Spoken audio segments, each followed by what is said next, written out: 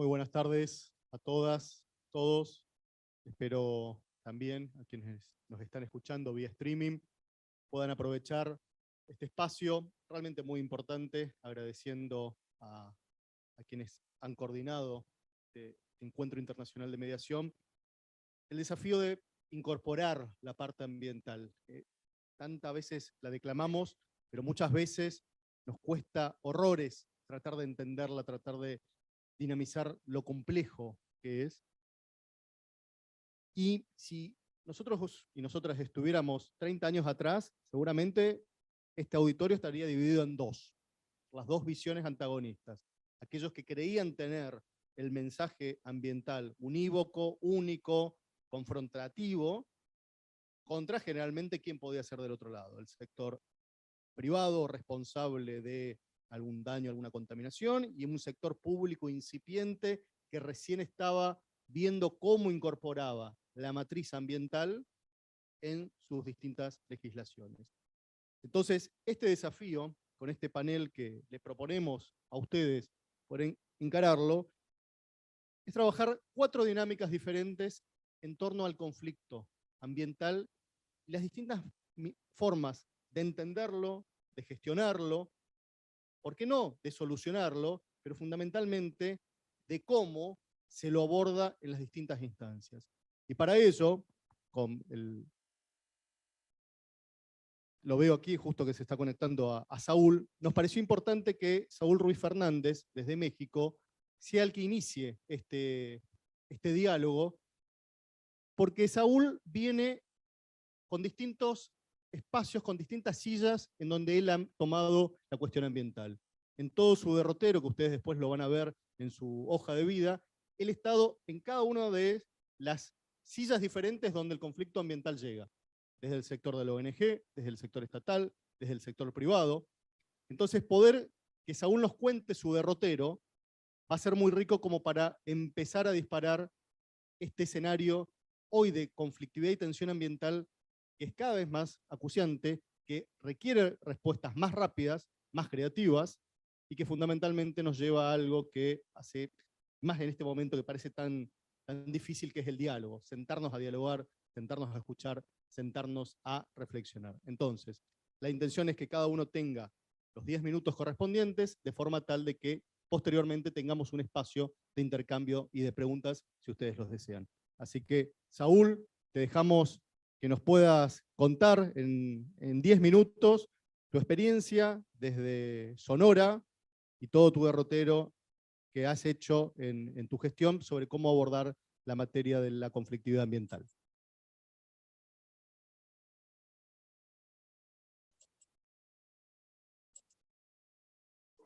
Saúl, ¿estás?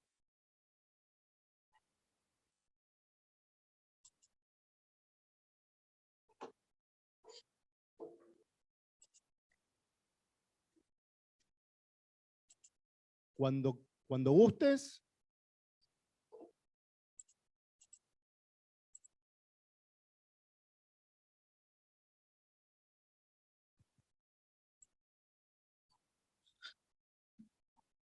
Estás muteado, estás muteado.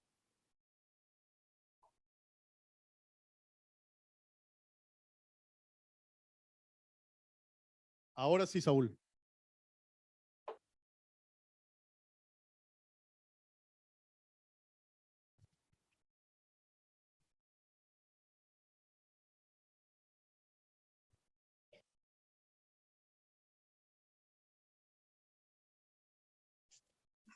¿Vos nos escuchás bien? ¿No nos estás escuchando, Saúl? ¿No? No. Bueno, en razón del tiempo, Saúl, si no nos estás escuchando, vamos a hacer un pequeño cambio, justamente para... Ah, nosotros estamos muteados. Sí. Ah, bueno. En razón de eso y del tiempo, Diego, ¿nos escuchás? Hola, sí, les escucho, ¿cómo están? Perfecto. Bueno, vamos a hacer un enroque entonces. vamos a tener el placer de escuchar a Diego Luna Quevedo. Diego es uruguayo, pero vive hace mucho tiempo en Chile, un currículum realmente muy vasto en generar los diálogos, los procesos de transformación y de liderazgo.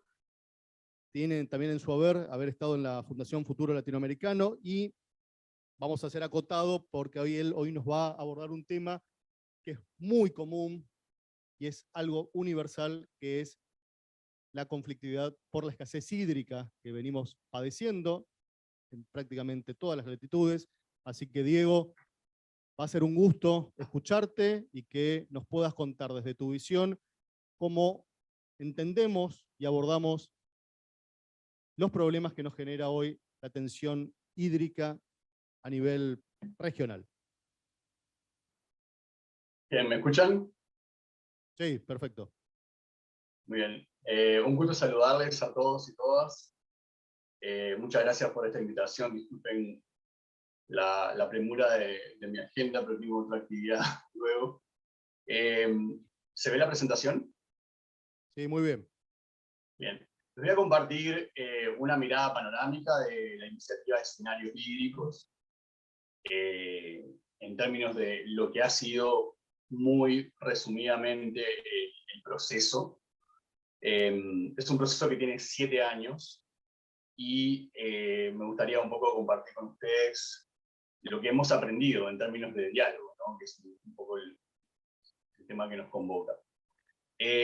Durante 2014, más o menos 2015, nuestra fundación, Fundación Futuro Latinoamericano, comenzó a recibir una serie de solicitudes de diversas organizaciones e instituciones que nos invitaban o nos pedían propiciar instancias de diálogo en algunos casos de conflictos por el agua que empezaban a darse en los territorios de Chile, ¿no? Nosotros básicamente hicimos un análisis de 3 o 4 casos de conflictividad que estaban ocurriendo, y en base a eso nos dimos cuenta que lo más estratégico era hacer un diálogo, ¿verdad? Propiciar un proceso de diálogo, pero en base a las causas estructurales, ¿ya? De esos conflictos que estaban ocurriendo en los territorios, ¿no? Entonces, más allá de atender las demandas que existían por facilitar diálogo, por mediar en los territorios, nosotros lo que estimamos es que podríamos atender esas demandas en los territorios, pero las demandas iban a aumentar si no nos hacíamos cargo de la causa estructural, ¿ya? Entonces, este proceso de diálogo básicamente aborda no un conflicto en un territorio en particular, sino que más bien aborda causas estructurales detrás de los conflictos por el agua en Chile, ¿no? Esa fue un poco la génesis de Escenarios Hídricos. Ahora, esta receta viene de Escenarios Energéticos, que es una iniciativa anterior a Escenarios Hídricos, que fue un proceso de diálogo muy exitoso que permitió construir las bases para lo que hoy es la política energética de Chile, y que de hecho ha sido replicado exitosamente en Argentina. Ya existe Escenarios Energéticos de Argentina, ¿no?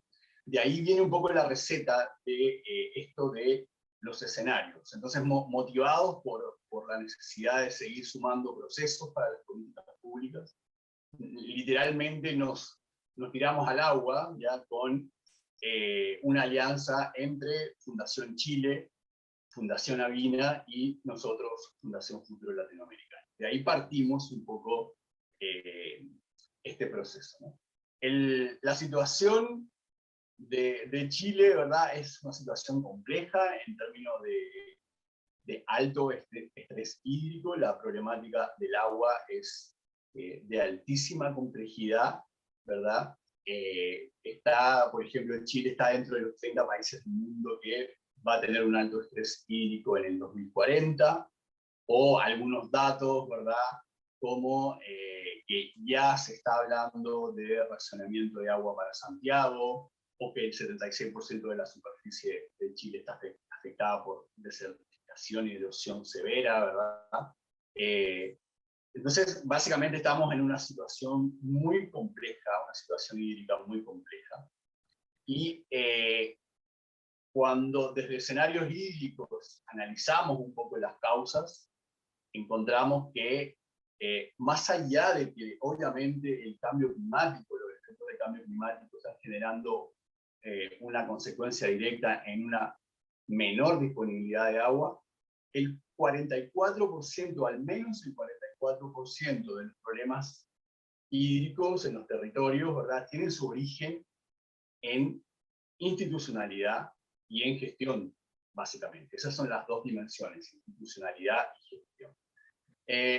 En base a eso, ¿verdad?, ocurren problemas derivados de esa mala gestión, como la reducción en los niveles de los lagos, la sobreexplotación de acuíferos, la pérdida de continuidad en los cauces, la pérdida de fuentes, ¿verdad? Estamos empezando a generar pérdida de fuentes naturales de manera muy preocupante. Y en base a ese escenario, nosotros nos embarcamos en lo que denominamos una mirada de transición hídrica, ¿verdad? Básicamente trabajamos en torno a dos escenarios, el escenario sustentable y el escenario tendencial. Es decir, ¿qué pasa si hago lo mismo, sigo haciendo lo mismo, cuál va a ser la trayectoria, y qué pasa si yo hago una intervención para mejorar la gestión, ¿no? Entonces, ahí nos embarcamos en la fase 1 del diálogo, que estaba construido en base a una estructura de gobernanza que tenía un comité ejecutivo, que tenía un comité técnico, ¿verdad? El comité ejecutivo daba la orientación estratégica al proceso, el comité ejecutivo ponía los insumos técnicos en la mesa, y teníamos lo que denominamos el grupo de construcción de escenarios, ¿verdad? Ustedes lo pueden ver ahí a la derecha, donde están todos los ministerios, todos los actores más importantes de la academia, del sector privado, de las comunidades, las ONGs, en la discusión de estos escenarios hídricos al 2030. Entonces partimos la fase 1 con esta gobernanza, definimos y acordamos los escenarios, ¿verdad?, cómo se desarrolla el problema si continuamos la trayectoria actual de gestión del agua, que es el escenario tendencial, y desarrollamos el escenario sustentable de cómo se podría visualizar el futuro si tomamos medidas para resolver ese problema, ¿no? Trabajamos en un proceso de diálogo respecto de construir estos escenarios, y obtuvimos, ¿verdad?, como primeros insumos de este proceso la radiografía del agua, que es la mejor información disponible sobre brecha y riesgo hídrico, una propuesta de transición hídrica y un paquete de más de 200 medidas, acciones y soluciones para ejecutar en términos de reducir riesgo hídrico. De ahí, con estos 4 ejes de la transición hídrica, ¿verdad?, de la gestión y calidad del agua, la conservación de los ecosistemas hídricos, la eficiencia y las nuevas fuentes, nos fuimos a la segunda fase, donde básicamente cambió un poco la estructura de gobernanza, y nos fuimos a los territorios, ¿ya? Desde la mirada estratégica, y en base a los 4 ejes de la transición hídrica, nos fuimos a los territorios, fundamentalmente a 2 cuencas. La cuenca piloto del río Maipo, ¿verdad?, es la que abastece a la ciudad de Santiago, y la cuenca piloto del río Maule, una cuenca muy importante para el desarrollo agrícola de Chile. Nos fuimos un poco a los territorios, cambió un poco la gobernanza, y básicamente trabajamos en torno a 2 temas, ¿no?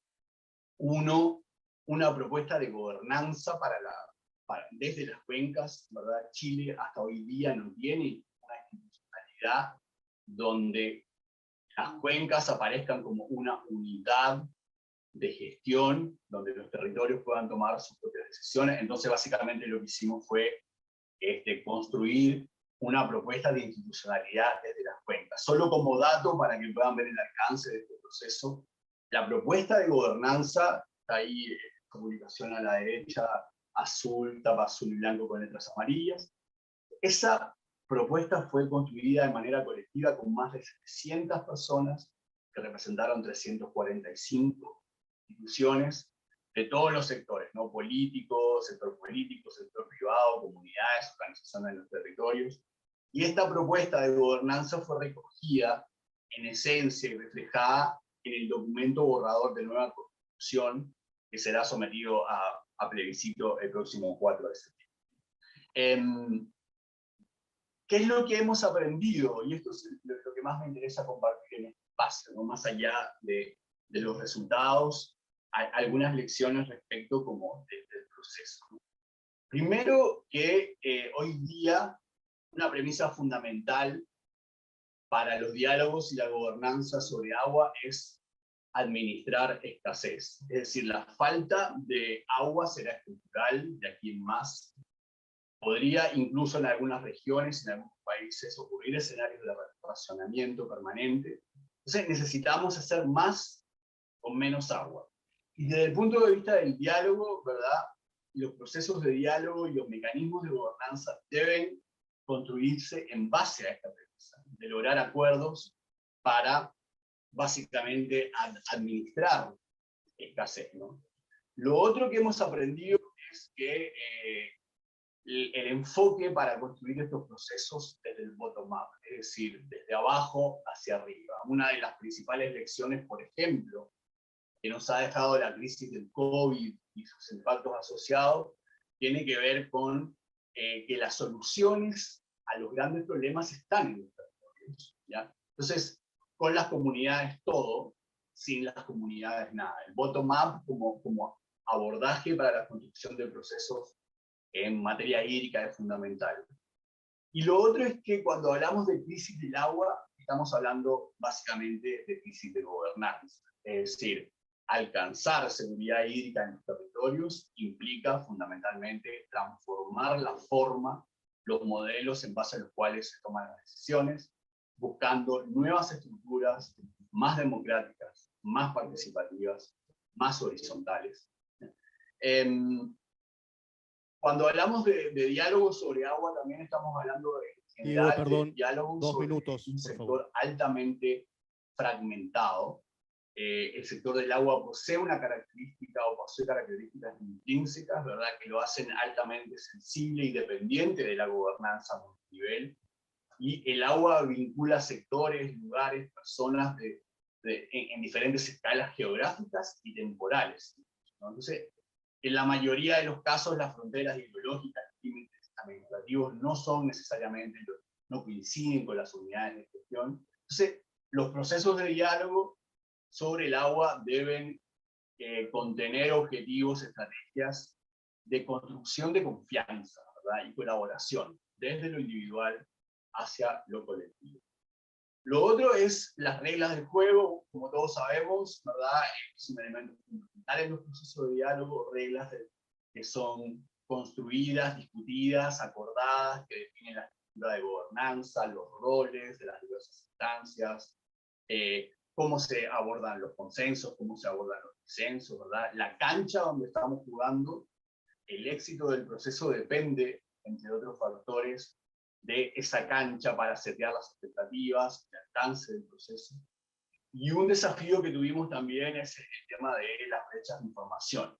Cómo lograr, ¿verdad?, el balance entre tener la mejor información disponible arriba de la mesa para un mejor diálogo. En nuestro caso, las brechas de información existentes sobre el tema de agua en Chile fue un gran obstáculo al inicio, y tuvimos que definir, por esos vacíos que existían, las criterios específicos para el uso y la inclusión de datos en este proceso, ¿no? Básicamente, con la noción de fuentes comprobadas en la mesa, fue muy relevante definir esos parámetros, esos criterios, ¿verdad?, de cómo usar la información dentro del proceso. Y finalmente, con esto voy terminando, la construcción de acuerdos del proceso de escenario hídrico se llevó adelante en base a mínimos comunes compartidos. Es decir, una de las principales apuestas de este proceso, ¿verdad?, es haber construido esa noción de mínimos comunes compartidos, incluyendo las miradas de todos los actores en balance, haciendo el máximo esfuerzo posible por reflejar ese balance. Y básicamente esto se trata de un abordaje conceptualmente diferente al consenso, y que incluye la dimensión de puedo convivir con ciertos resultados de este proceso en pos del bien común del proceso, aunque necesariamente yo como parte no esté de acuerdo con determinadas decisiones, ¿no? Uno es el abordaje en base a consensos, pero lo que hemos hecho nosotros es construir en base a mínimos comunes compartidos. Dos temas finales: las divergencias también alimentan los procesos, son muy relevantes, las discrepancias, hemos aprendido a convivir con la discrepancia, a visibilizarla, a valorarla. Esto es de gran relevancia para construir políticas públicas, ¿verdad? No poner los desacuerdos debajo de la alfombra, sino más bien visibilizarlos. Y el diálogo de escenarios hídricos básicamente ha sido un aprendizaje colectivo, al igual que escenarios energéticos en su momento, es un proceso de aprendizaje colectivo, donde los participantes fortalecen sus capacidades de diálogo, ¿verdad? Donde se preparan para construir lo colectivo, y esto también es muy relevante en la senda de procesos formales para construir políticas públicas, ¿no? Como pavimentar el camino de la colaboración. Eso es básicamente lo que tenía para compartir con ustedes. Obviamente los invito a visitar escenarios.cl, donde está todo el proceso, donde están todos los insumos, donde se puede ver la gobernanza, se pueden ver los resultados, y básicamente, ¿verdad?, alentar a que podamos llevar adelante procesos en los territorios para alcanzar acuerdos justamente en estos escenarios donde el desafío hoy día, ¿verdad?, es administrar la escasez, ¿verdad? Nos estamos enfrentando a tiempos que son difíciles en términos hídricos, entonces tenemos que generar los procesos necesarios para acordar cómo administramos la poca agua que queda en los territorios. Eso, muchas gracias, quedo disponible para eventuales consultas o comentarios. Muchísimas gracias, Diego. Realmente nos has ilustrado con esta experiencia de escenarios hídricos, administrar la escasez. Qué desafío, qué verdadero forma distinta de ayudarnos a complejizar aún más algo que bien lo dijiste vos. No esconder la divergencia, no esconder esa conflictividad, porque en definitiva también muchas veces los consensos no son la única solución. Así que seguramente, sé que estabas un poco acotado con el tiempo, pero aquí el auditorio también, o vía streaming, hacerte llegar algunas inquietudes, porque nos has generado mucho para poder aprender y sobre todo explorar la experiencia tanto de escenarios energéticos como también de escenarios hídricos y la construcción que están llevando allí desde Chile y de los distintos actores involucrados. Así que muchísimas gracias, ojalá puedas quedarte un ratito, así tenemos espacio para preguntas al final del panel. Dale, me quedo en línea, muchas gracias. Gracias, Diego. Bueno, ahora vamos a continuar de la mano de Florencia Sibori. Florencia tiene un extenso currículum, que también ustedes luego lo pueden disponer, a grandes rasgos es abogada, especialista en Derecho Ambiental, con mucha trayectoria en el terreno, desde la visión, desde una de las ONGs que más años están transitando el litigio estratégico, acompañar la conflictividad y la temática ambiental, como es Taller Ecologista Rosario, realmente una de las ONGs, me atrevería a decir, Florencia, fundadoras hasta del activismo ambiental fuera de Buenos Aires. Muchos que empezamos a ver o transitar el mundo del ambientalismo, veíamos en Taller Ecologista como un verdadero faro, no solo en la lucha, sino también en la cuestión técnica. Y estamos aquí en Rosario, corazón de la zona núcleo, corazón también de cómo nuestro país tiene que plantear ciertos órdenes, salir de esta dicotomía, desarrollo, ambiente. Nos gustaría un poco que lo comentes aquí al auditorio presencial y virtual, cómo una ONG con la trayectoria de Taller Ecologista aborda hoy un conflicto ambiental, cómo es la vinculación o el lazo con la comunidad, con la ciudadanía que acuda a ustedes, y qué canales tiene, por ejemplo, desde la visión que les puede dar una ONG con el prestigio de Taller. Bueno, sí. Buen día, buenas tardes a todos. Muchas gracias por la invitación. Es un gusto estar en el panel con los expositores que están online y con Matías, que tenemos los dos un trabajo que venimos haciendo hace tiempo, nos conocemos de la Facu. y bueno, volvimos a encontrarnos de este lado en la defensa del ambiente. Bueno, como vos decías, el Taller Ecologista es una ONG que tiene ya más de 35 años en la ciudad de Rosario y que aborda el abordaje de los temas ambientales es muy variado y amplio. Tiene, por ejemplo, temas todo lo que es la gestión de residuos, lo que es energía, los humedales, que hoy en día tiene tanta repercusión por los incendios y este reclamo de ley de humedales que continúa. También toda la gestión de agrotóxicos, o sea, los tóxicos en el ambiente, no solo de agrotóxicos, sino de tóxicos que tal vez están mucho más al alcance de la mano de nosotros todos los días, como ser si hay plomo en una sustancia, mercurio, y bueno, la gestión esta que es mucho más de lo que viene internacionalmente y que se tiene que aplicar en la gestión nacional. Pero con esto que vos me estabas mencionando y lo que tenemos que más que nada hoy poder desarrollar acá es el abordaje de los conflictos que el taller recapitula desde el trabajo en territorio, digamos, no desde tal vez como abogados desde la silla del escritorio, es imposible verlo de ese punto, es ir a los territorios, a los lugares de conflicto, la charla con el vecino afectado o vecino involucrado, el abordaje de una temática compleja donde uno cuando va avanzando se encuentra con distintas trabas que van dificultando y teniendo que uno ir perfeccionándose en la capacidad de recolección, por ejemplo, de información. La mayoría de las veces nosotros tenemos un abordaje muy directo con todos los vecinos de lo que es la zona portuaria, o sea que nace desde la zona norte de Rosario hasta Timbúes, incluyendo San Lorenzo, Bermúdez, Baigorria, Beltrán, bueno, es toda la zona portuaria, donde ahí, por la disposición, la falta de ordenamiento territorial que hay, están las industrias, las empresas, el puerto mismo, con los vecinos muy cerca, entonces tenemos una conflictividad muy latente, no es simplemente esporádicamente situaciones a resolver. Entonces es el conocimiento de esta situación y el involucramiento que va más allá de lo legal. Nosotros damos un asesoramiento en cualquier estilo de conflicto, tanto técnico como legal, que la realidad es que hoy en día el asesoramiento técnico es muy complejo de conseguir y muchísimas veces es caro, entonces pone a la ciudadanía en una situación de desigualdad, de inferioridad en esa desigualdad, cuando uno quiere empezar a ver de qué se trata el problema, porque muchas veces es lo que ellos pueden palpar. Tengo una empresa que tira polvo. Bueno, ahora, ¿qué está tirando el polvo? Es analizar, poder ver qué es lo que hay que analizar, cómo analizarlo. Entonces empezamos desde ese momento, en primero saber la situación, cómo está compuesto hasta el núcleo familiar. No es lo mismo tener una mamá con chicos chiquitos o una mujer amamantando, que una persona ya con todos sus niños crecidos en una edad donde la maduración, el crecimiento, el desarrollo tanto físico como neurológico esté concluido a no. Son todas cuestiones que también nosotros hemos tenido que cada vez perfeccionarnos más.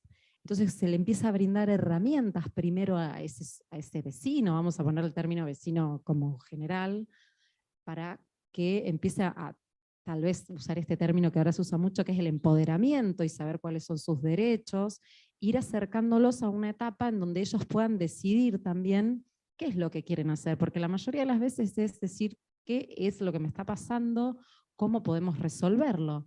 Entonces se empieza a avanzar y se va construyendo conjuntamente con ellos todo una historia, ¿no? La historia de ellos avalada por algo técnico y por algo legal, de saber que lo que ellos están reclamando tiene una ley que lo ampara o un decreto, cualquier estilo de norma, que hay un Estado que debe responder, y entonces ahí se comienza también con el reclamo al Estado, a decir, bueno, ¿qué pueden hacer? Y tratar de generar estos canales de participación y de participación ciudadana, que también hoy en día está cada vez se habla mucho más de esto, sobre todo desde la firma del Acuerdo de Escazú, de la participación, de tomar intervención en procesos decisorios sobre diversas cuestiones que pueden llegar el día de mañana a afectar a la ciudadanía, tanto a ellos como en general y al ambiente en sí mismo.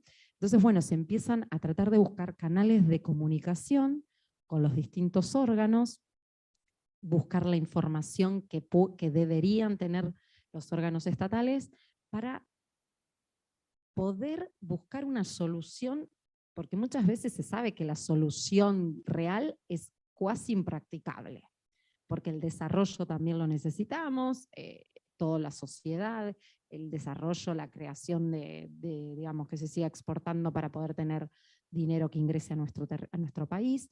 Entonces, ¿cómo buscar esas soluciones en donde participen todas las partes y no simplemente, bueno, yo reclamo y el Estado toma mi reclamo y el Estado se encarga sin lograr esto que sería la mediación o el término que uno quiera buscar, no simplemente mediación, sino la solución alternativa al conflicto, que es latente y que la gente no tiene ganas de ir a litigar. O sea, hay mucho temor, tal vez de la sociedad, de ir a litigar, porque también siempre está el miedo de, y yo no voy a poder pagar todo esto, y cómo voy a hacer, y nosotros no podemos hacer un estudio o un informe. Entonces es cómo se le va reclamando a los órganos de la participación. Nosotros puntualmente con la Defensoría acá del Pueblo de Santa Fe estamos en un proceso en busca de esto, los vecinos que necesitan ser escuchados y con la participación, generando una situación más de igualdad de las partes,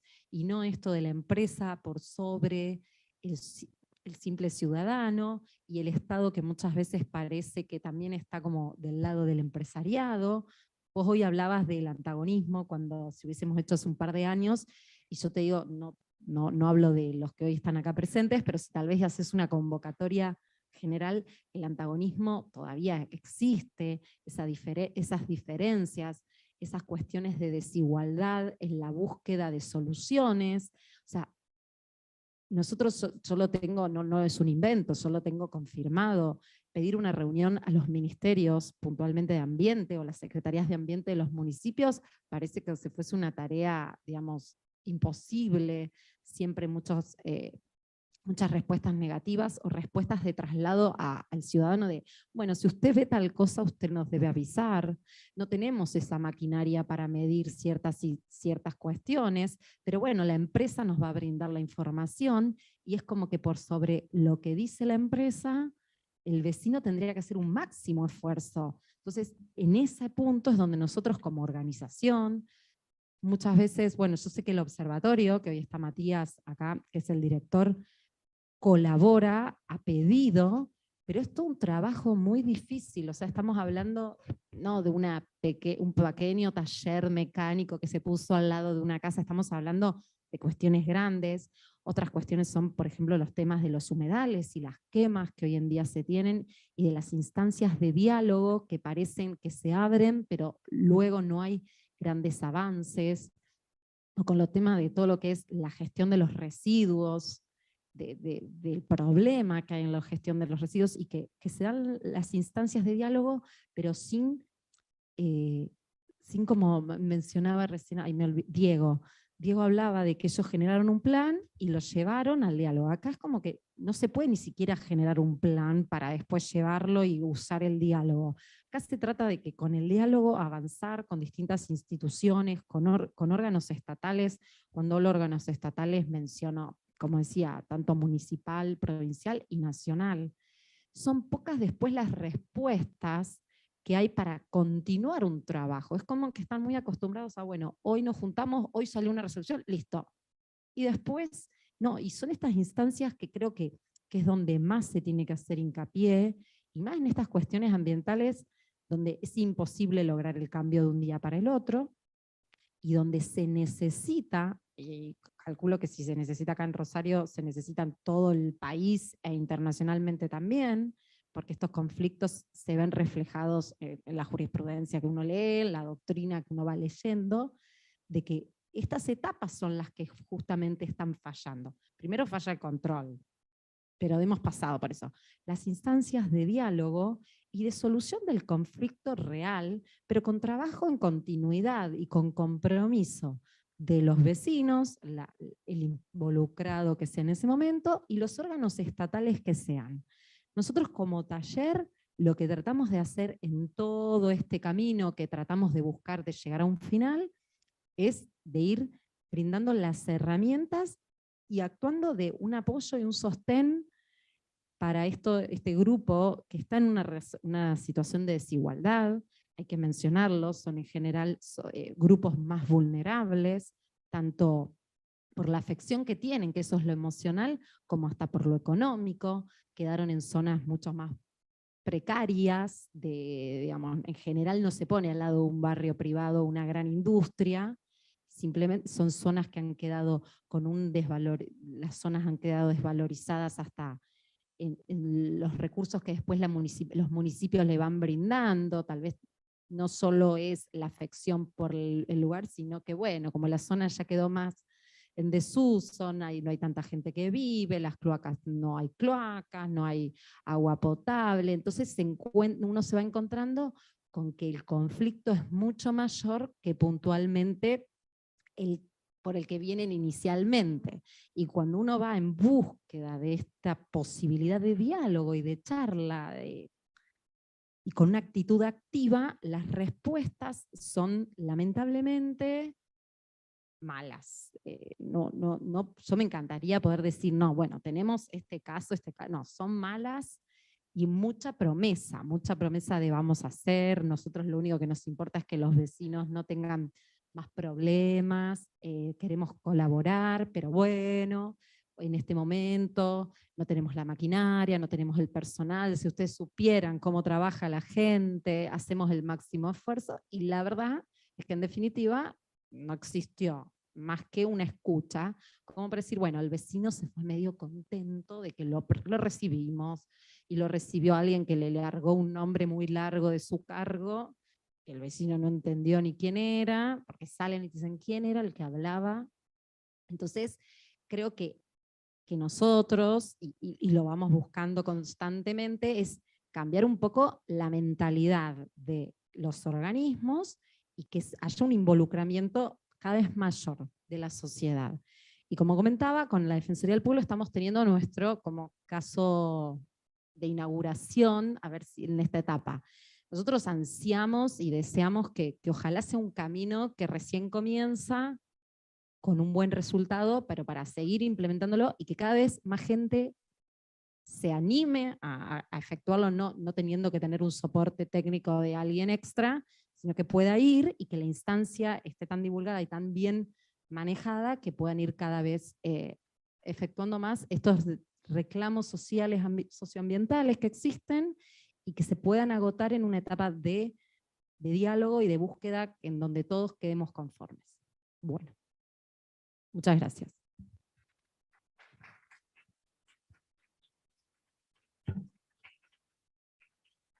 Muchísimas gracias, Florencia. Sabes que antes de entrar aquí hablábamos con la defensora del pueblo de Río Negro y charlábamos sobre qué pasa más allá del diálogo ambiental. Porque al diálogo van todos o todas. Pero qué pasa posteriormente, porque queda a veces como ese sinsabor de, bueno, llegado a esta etapa, ¿qué queda en el después? ¿Cómo que ese impulso ciudadano no se pinche, no quede desestimulado o termine coaptado? Entonces, creo que nos das varias flechas para agarrarlas, porque hay muchas veces que es frustrante, me imagino, pero también al final das un mensaje esperanzador. A ver, mencionaste a Escazú. Escazú, creo que todos y todas lo saben, es un acuerdo marco que es, más allá de los 3 accesos tradicionales, es también elementos y herramientas de protección para aquellos defensores ambientales del territorio. Es decir, logra un piso más para que el ambientalismo ya no sea algo de los que hablamos ambiental mismos, sino que eventualmente tengamos, en palabras de José Saín, un abogado, como una suerte de presupuesto mínimo supranacional. Entonces, para Latinoamérica, que es hoy una de las regiones en mayor tensión con los líderes y luchadores ambientales, estas herramientas vienen bien, y en un caso paradigmático, como es Rosario, Argentina, corazón de la zona núcleo de nuestro país. Así que gracias, Florencia. Y un poco, Matías, que tenés un currículum realmente, pero envidiable, de una gran trayectoria en la Universidad Nacional, en distintos proyectos de investigación, y hoy a cargo del Observatorio Ambiental de la Universidad Nacional del Rosario. Consultarte, ¿A qué apunta esa observación? ¿Qué mirás con esa observación de manera crítica, de manera de encontrar respuestas? Sobre todo también en este escenario que bien lo describió Florencia, hoy con un conflicto en el ordenamiento, con humedales, con el cambio climático que realmente da señales claras y contundentes. ¿Cómo es la labor que vos y todo el observatorio ambiental llevan a cabo en torno a esta temática? Bueno, muchas gracias primero y felicitar a la organización. Voy a tomar 2 minutos para decir eso y después voy a charlar un poco de lo que quería, de lo que habíamos charlado que venga a decir, pero el observatorio no es simplemente una herramienta de observación, sino que lleva adelante distintos programas dentro de la universidad porque creemos que la universidad también genera impactos ambientales en todo su desarrollo. Entonces la decisión política de la actual gestión es que la universidad sea un faro de sostenibilidad ambiental para todo el conjunto, ya que es uno de los mayores ejemplos institucionales dentro de la región en la que nos movemos. Por eso generamos distintos programas que apuntan a la sostenibilidad, sea en movilidad, sea en reciclaje, en compostaje, en las distintas herramientas que tenemos, incluso en educación, y también en ver cómo que en el currículo de todos los jóvenes que pasan por nuestra universidad se puedan lograr que tengan competencias también en sostenibilidad, aparte del propio expertise en la carrera. Después, lo que veíamos es que en la universidad había una gran cantidad de actores, centro de investigación, facultades, grupos de estudios, etcétera, que trabajaban la temática ambiental, pero no había un lugar específico concreto desde donde reunir ese conocimiento y poder prestárselo a la ciudadanía, porque toda la información y los saberes científicos que se generan tienen que tener un valor, y ese valor es la utilidad. Si no son útiles, es una información que puede servir para satisfacer las apetencias de algún investigador, pero si no redunda en un servicio a la sociedad, realmente es como que casi no tiene sentido. A partir de ahí, yo quería charlar un poco de la situación que vemos en cuanto a los conflictos ambientales y a la gestión política ambiental. Obviamente en el observatorio hacemos control de monitoreos de aire, sobre los incendios en las islas, sobre calidad de agua, todo lo que se requiera, nosotros vemos quién lo hace dentro de la universidad y salimos a buscar y a ver cómo garantizar esa información. Se va construyendo, alguna la tenemos y otra la vamos generando de acuerdo a la necesidad. Yo tenía ganas, ¿cuántos no son de Rosario? Bueno, bastantes. Florencia hablaba, primero que aparte un placer estar con vos en este panel, me encantó cuando nos invitaron. Florencia hablaba de lo que es el cordón, yo quería mostrar un mapita, no sé si se podrá, pero básicamente podemos ver hacia el sur, ahí estamos en la parte de Alvear, puede ser, eso es la planta de Cargill. Yo para poner en vista de lo que estamos hablando, o sea, si uno quiere ver cuáles son los conflictos ambientales que están en la región, simplemente se mete en Google Maps y empieza a ver, porque hay que darse cuenta que esto era un barrio, que estaba lleno de vecinos, y vino esta empresa por la posibilidad portuaria que este lugar genera, y fue comprando las distintas casas, muchos vendieron, otros no quisieron vender, y fueron quedando en los alrededores de la empresa, comiendo todo la contaminación, digamos, de alguna manera, que se genera a través de la propia actividad intrínseca que tiene esta industria. Este es un tema para mostrar. Si vamos hacia el norte, siempre a mí me encanta este programita porque, y fíjense la humedad, la diferencia que tiene la parte no desarrollada con el desarrollo, ¿no es cierto? Una mole de cemento, atrás todo gestionado, todo antropizado, porque ahí no tenemos más el bosquecito, tenemos todo sembrado y una gran cantidad de inyección de químicos. Podemos ver otras industrias, obviamente, no un parque industrial, sino, y vamos subiendo, porque esto es ilustrativo, vamos subiendo para el lado de San Lorenzo también, tanto petroquímica, Arcing, si vamos a Cerodino tenemos también una terrible cava llena de contaminación de una ex fábrica de caucho. Acá en lo que es San Lorenzo tenemos ACA, tenemos ex Oil, la actual YPF, lo que es la refinería, un poquito más arriba está Axion, pero y todo acá lo que tenemos es un circuito de tránsito pesado de camiones que va entre medio de la gente, o sea, de las casas de las personas. En épocas de cosecha, miles y miles de camiones que van circulando, etc. Después tenemos también, o sea, por todos lados podemos ver casos de contaminación donde no hay un ordenamiento territorial, donde la gente convive con las distintas industrias que obviamente intrínsecamente generan algún tipo de impacto. Ahora, ¿qué pasa? Nosotros tenemos una gran cantidad de normativa a nivel internacional y nacional, que es maravillosa. Tenemos nuestra propia constitución que habla de una gestión sostenible, o sea, decimos, en nuestra región, ¿queremos tierra fértil? Tenemos. ¿Queremos aire puro si quisiéramos tenerlo? Tenemos. ¿Tenemos agua? Tenemos. O sea, no nos falta, si queremos ver el ambiente con alguna visión de recursos, ningún recurso natural para poder vivir confortablemente. Ahora, ¿cómo lo tenemos? Arruinado. ¿Por qué? Por nuestra propia incapacidad de generar una gobernanza ambiental adecuada. O ni siquiera puedo decir una gobernanza ambiental, digo, una gestión sostenible de las políticas, no solo ambientales, de todas las políticas en general. Porque cuando hablamos de ambiente, también hablamos de economía, teniendo en cuenta la cuestión, la protección del ambiente y las problemáticas sociales. El artículo 41 de la Constitución nos dice que nosotros tenemos que llevar adelante una gestión adecuada de los recursos naturales, léase de manera sostenible, que podamos satisfacer nuestras necesidades sin comprometer la de las generaciones futuras. Tenemos una ley general del ambiente que dice que todos los funcionarios públicos, en las previsiones que deban tomar, o sea, en todos los actos administrativos, tienen que tener en cuenta las previsiones ambientales, léase cuáles son los impactos que puede generar cada una de esas decisiones. Tenemos una opinión consultiva de la Corte Interamericana que nos dice que el ambiente es un derecho humano fundamental. Y ya explicaron lo que es el Acuerdo de Escazú, pero básicamente acá lo que tenemos como el gran talón de Aquiles en la falta de gestión tiene que ver con la falta de información.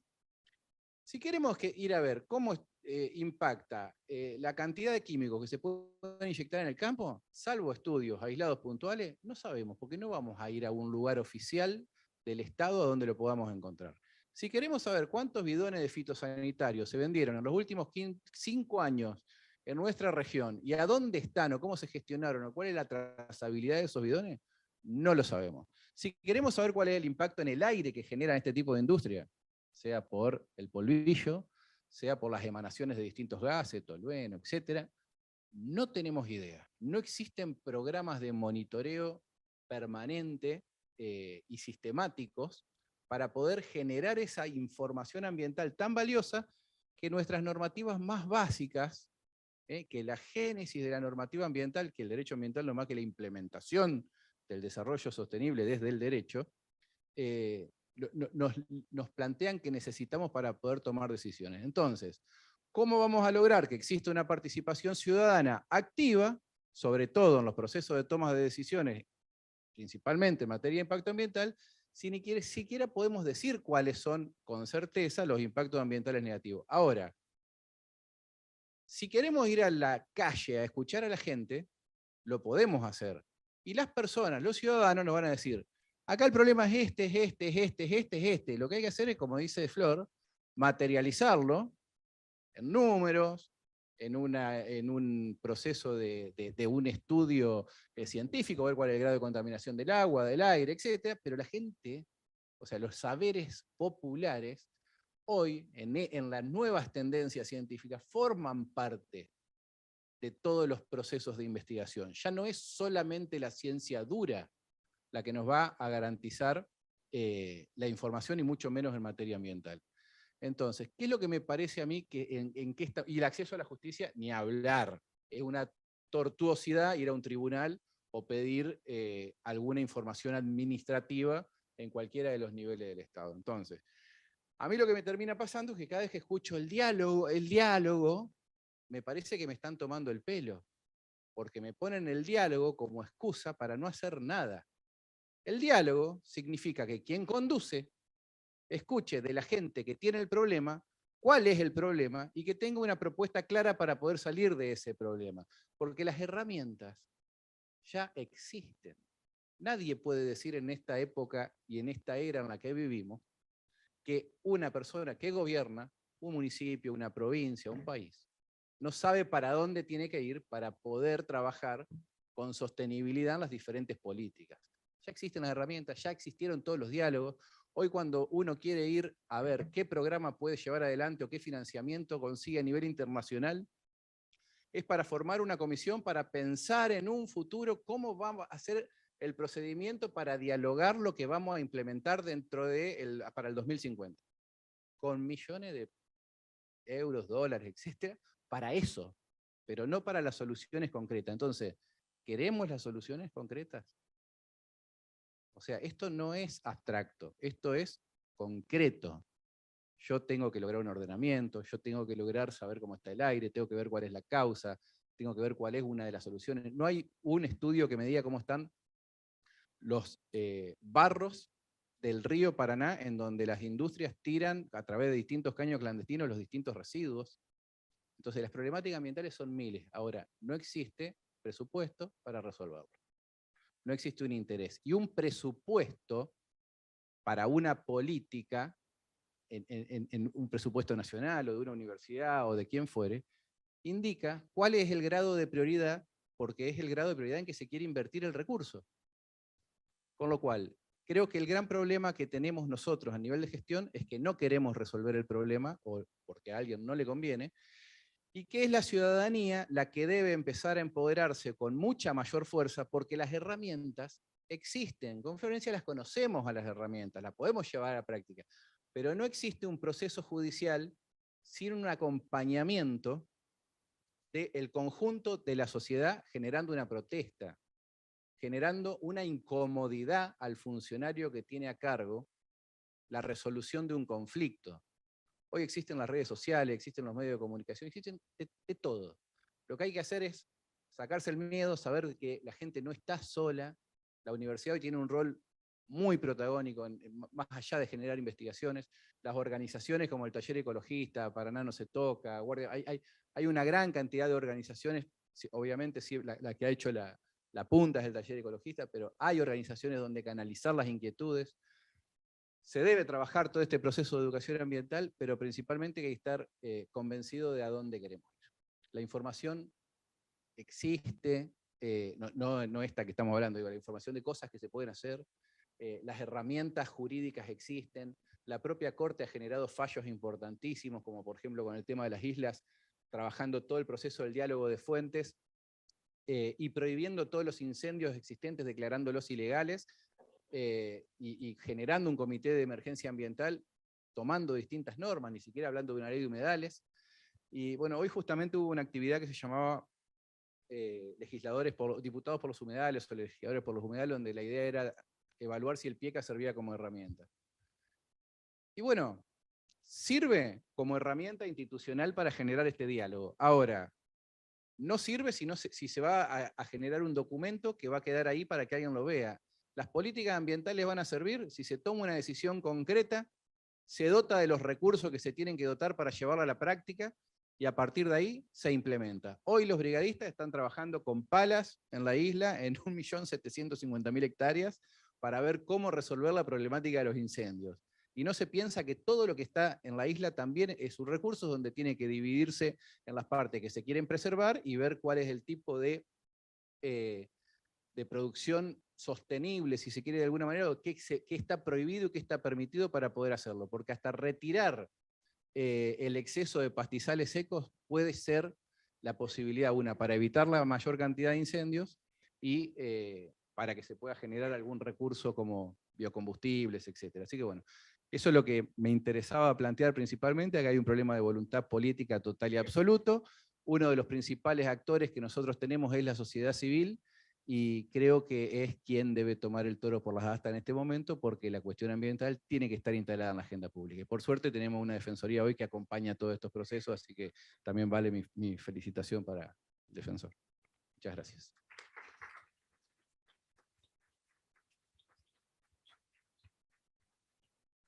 Realmente muy ilustrativo, Matías.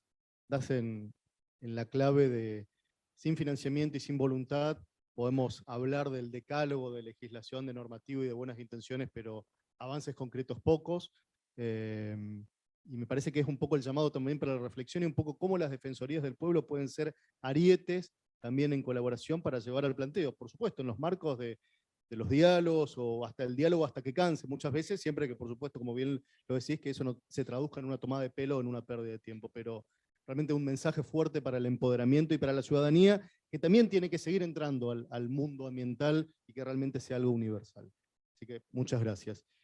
Y finalmente, ojalá que Saúl nos pueda estar escuchando, que tenemos ganas de que nos cuentes un poco cómo ves vos esta temática que estamos abordándola hoy, desde el norte de México, pero también un poco lo que contábamos en la introducción, todo el derrotero en los distintos lugares y estamentos en los que te tocó formar parte de la gestión pública, en tu rol privado, en tu rol de asesor e investigador, y también en las ONGs en las que has tenido participación. Así que, Saúl, si nos escuchás, todo tuyo este espacio de tiempo.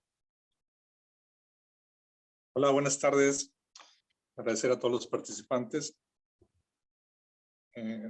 por su asistencia a este evento. Y también quiero agradecer a los organizadores, a María Fernanda Lerín, Hernán Cianciago y Gabriel Sabino, por su atenta invitación de la Defensoría del Pueblo de Santa Fe. Vamos ahora en lo que es mi participación. Me gustaría hacer un acotamiento, digamos, de lo que estamos hablando, el conflicto ambiental. A ver si podemos incluir a todos mis antecesores. Para esto he incluido algunos puntos de vista referenciales. Iniciamos con el argentino Enrique Sheinfield, obviamente.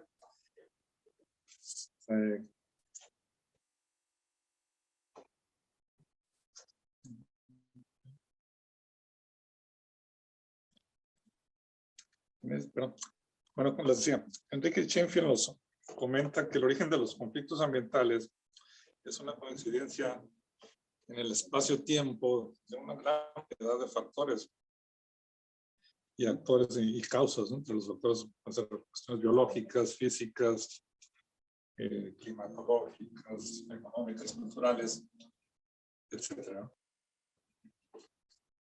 También Sheinfield nos dice que las diferencias entre las diferentes apreciaciones de las partes involucradas en lo que es la evaluación o el cálculo de probabilidades o la estimación de los riesgos o impactos también da pie al origen de los problemas ambientales. En otro asunto que maneja Sheinfield es la parte de la duración del tiempo, en el cual no tiene relación directa con el problema ambiental, sino con factores como la cultura política, tradiciones locales, recursos disponibles, recursos afectados. Son otros aspectos, no tanto el problema ambiental. Y eso tenemos el ejemplo del conflicto ambiental entre la minera ECLA y la tribu Tohono-O'odham del estado de Sonora en México en la década de los 90, en el cual el conflicto tuvo su origen en aspectos netamente religiosos y culturales de la etnia, y la duración de unos cuantos meses estuvo influida básicamente por la situación paupérrima económica de los miembros de la tribu.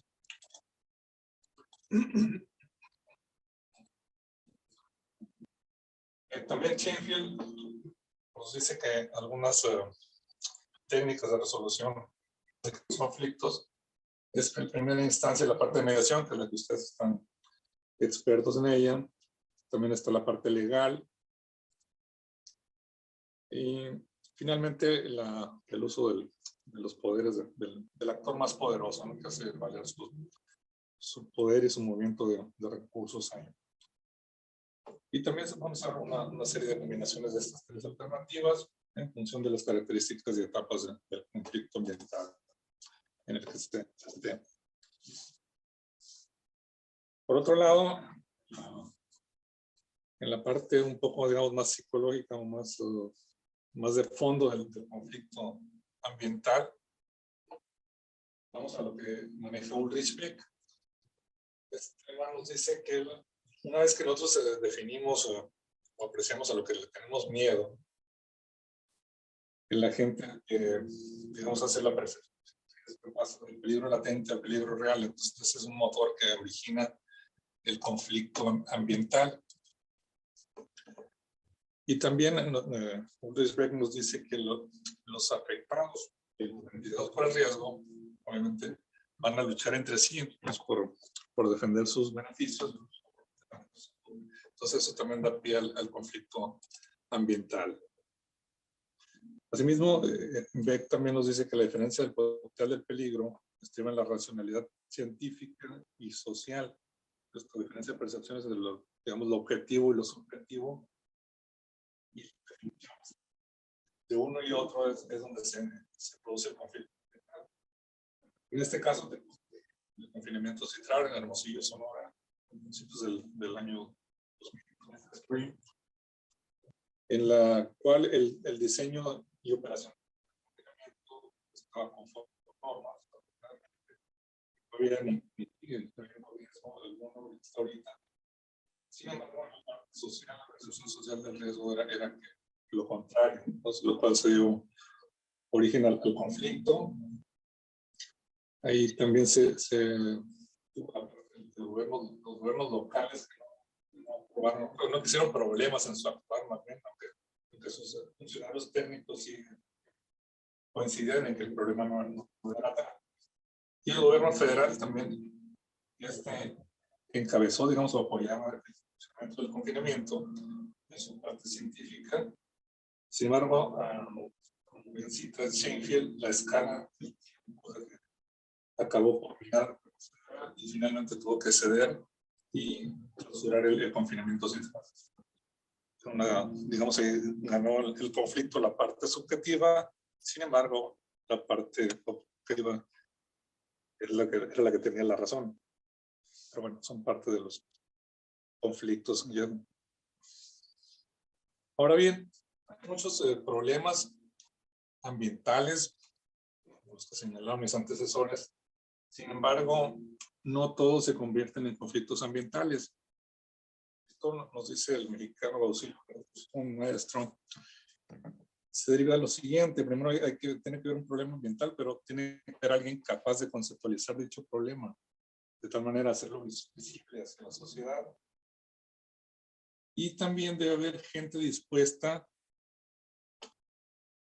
a participar en las acciones de oposición o de protesta. Entonces, una vez que se componen estos tres elementos, se tiene o se está ambiental con participación ciudadana. En este caso, la solución que plantea Verduzco, bueno, una de tantas es el activismo transnacional, es decir, aprovechar las técnicas científicas y sociales incluso de otros países para resolver problemas locales. En términos generales, para los conflictos ambientales debe apegarse al desarrollo sustentable mediante de equilibrar los factores ambientales, económicos y sociales involucrados en cada conflicto. También debemos tener en mente que dichos factores, sobre todo los factores, son dinámicos. De esta suerte, por ejemplo, tenemos que ver el papel de los actores sociales según su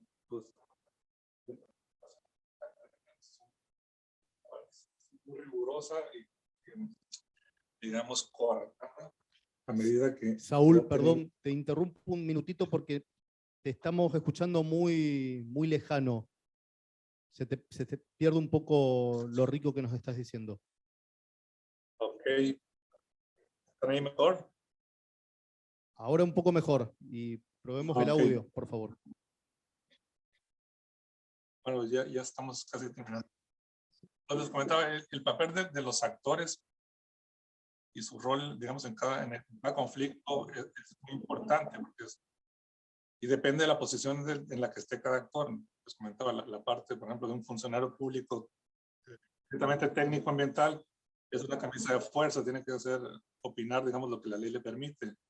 No así el político, su jefe, digamos, el político puede hablar con la libertad que él quiera, ¿no? Sin prometer no empobrece, digamos. Una ONG tiene variables, tiene un amplio margen de actuación, tanto de hablar a diestra y siniestra, con la libertad quiera o con el rigor científico que tenga también. Y de la parte social, digamos, pues también se tiene una amplia libertad de actuación. Luego, todos estos factores deben considerarse a la hora de resolver el problema, ¿no? Se trata de acá en México ahorita en el último lustro ha tenido conflictos ambientales, digamos, elaborados artificialmente. Digamos, aún y cuando no hay un problema, digamos, ambiental netamente, ni social ni económico, son los terceros, es decir, las agentes, digamos, de personas no buenas, que inducen a la gente de las comunidades locales, sobre todo en las zonas serranas donde están las compañías mineras, y los alientan a hacer conflictos ambientales, de tal manera que forzan a la empresa a solucionar el problema mediante recursos económicos, y de esa manera se da la solución del mismo, pero es completamente algo inapropiado, digamos, algo fuera de los márgenes legales normales, ¿no? Entonces, a grosso modo, este es el marco, digamos, en el cual vamos a englobar, a grosso modo, o muy brevemente, la parte del conflicto ambiental. Bueno, pues muchas gracias. Muchísimas gracias a vos, Saúl. Perdón la interrupción, justo se te habíamos perdido prácticamente. Y bueno, creo que en este espacio que hemos tenido, lo importante fue cómo abordamos a esta conflictividad ambiental desde distintas visiones de distintos lugares, pero con el denominador común de que el conflicto ambiental y la problemática ambiental hoy está presente, es fuerte, y ya nadie, como bien lo dijo Matías, puede hacerse el desentendido, sobre todo desde el sector público, que es en definitiva el que tiene el poder, el que tiene la normativa y el que tiene la facultad de ordenar.